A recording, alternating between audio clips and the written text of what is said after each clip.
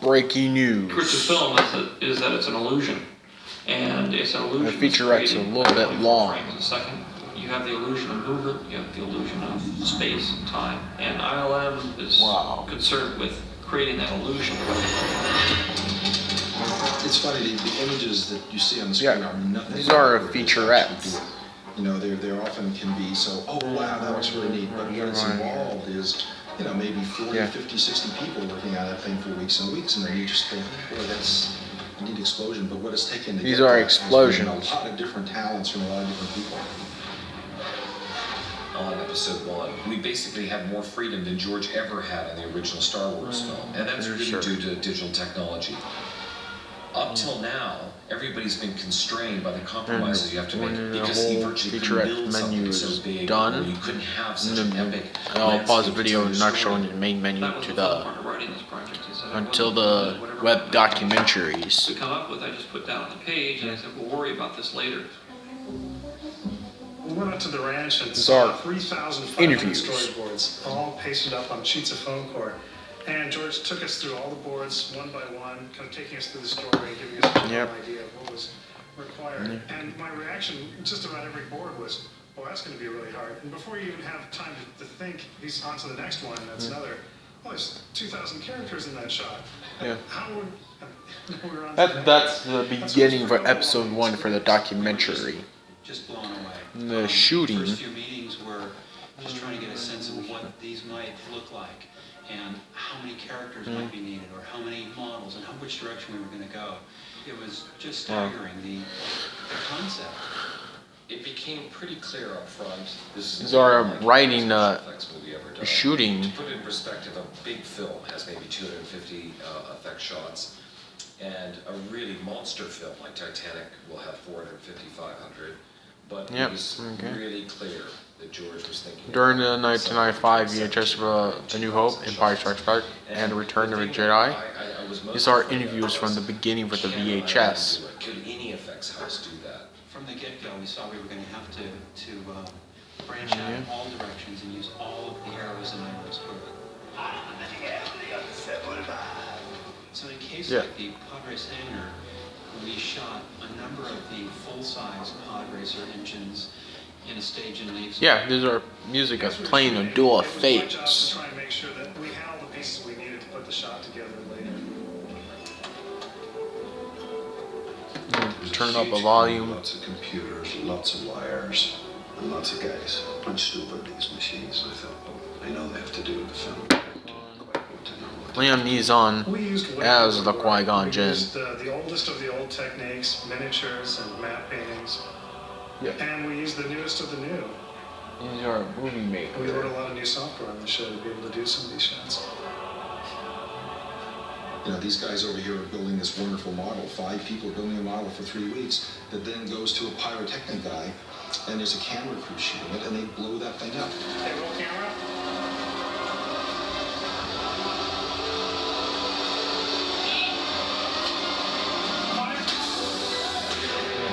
Exploding in a pod race vehicle. Match without really being able to tell that this was computer graphics or that this was a model or that this was live action. To create CG characters, alien characters, who could interact seamlessly with live actors was the dream.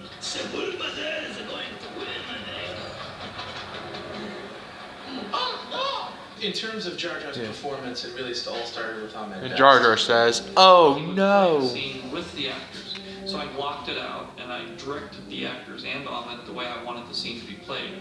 I hired Ahmed because he is very physical and he can act with his body. Come over here next to the Jedi. Yeah, those are animatics for Jar Jar. But we haven't done any of the ears or the hands or anything yet. But that's what we get on it. And just a slightly different walk. It's nice that that kind of sticks out more than a normal person would. Yeah. Ahmed's performance was really a reference. Typically what we did is we blocked in the work very quickly. This is our Very, January very 2019. animation, no overlapping action. You can think of him as a three-dimensional object, like our own bodies that have bones in them. And what we're able to do is grab, say, a wrist and move it, and then pose the other hand, and then pose the head, and you can have the character locked in space for one frame. And the visual effects is also animatics. Down the road that's got, eye movement, lip movement, hands. March 20, In this case, I've 1998. got a shape here. If you watch his mouth, I can change the percentage of this shape, and I can dramatically change the look of his mouth. You know, the interesting thing is in the reaction, it seems like his eyes go back. See? Yeah. Rather than forward. Go forward. I would think. Yeah, we have to pop back and then move forward, but I don't think one The initial thing has to be forward. The difficult thing is creating a performance. 5 minutes from a remaining. wireframe model on a You have computer. 3 minutes, end of a Performance featurette. that is as rich and as human and as dignified as any other character that we have in the movie. You want this small toss out to land that, but you won't win the race. So it makes no difference. That digital character that doesn't exist has to hold his own with Liam Neeson. What's this? A local. This isn't a group of computer geeks. These are serious guys. 4 minutes who remaining. understand performance, 2 minutes remaining before the featurette ends. all the elements of storytelling. The analogy really is a painting, an enormous painting. You look at any individual shot, and it's amazing what George and ILM has jammed into each frame of this movie. You're actually bombarded with it at first viewing.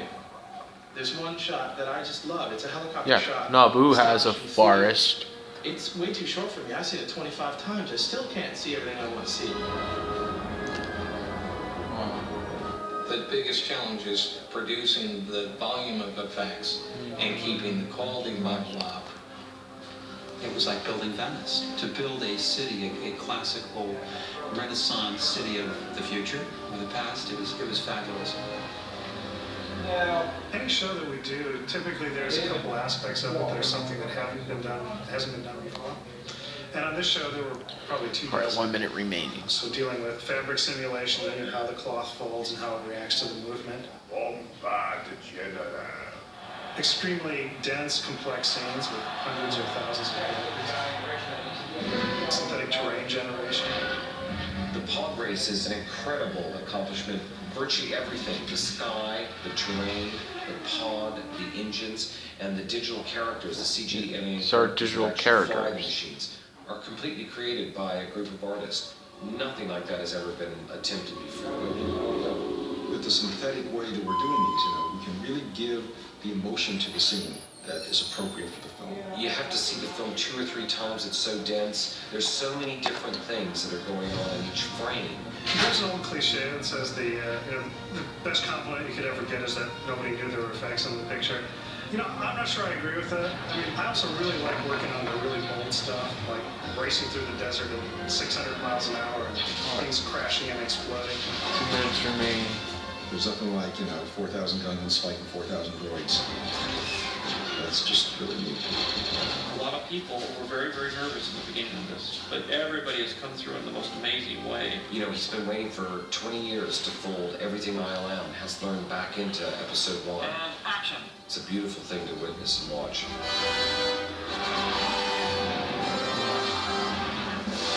This is the end for the featurettes. Star Wars Episode 1, The Phantom Menace.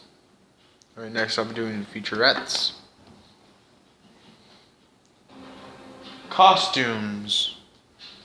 The first film, I purposely avoided very intense design. George Lucas, writers and So I director. kept the costumes very, very There's a simple. New Hope in the very first movie for 1977. In the new film, the There's costumes 3 years of 1980 for The Empire Strikes Back, and then another 3 years of and keep it 1983, Return of a Jedi. These are both movies of 1980s for Star Wars. The Empire Strikes Back and Return of a Jedi. And the only way we're going to maintain the quality Yep. and have the true look that we wanted was to fabricate everything.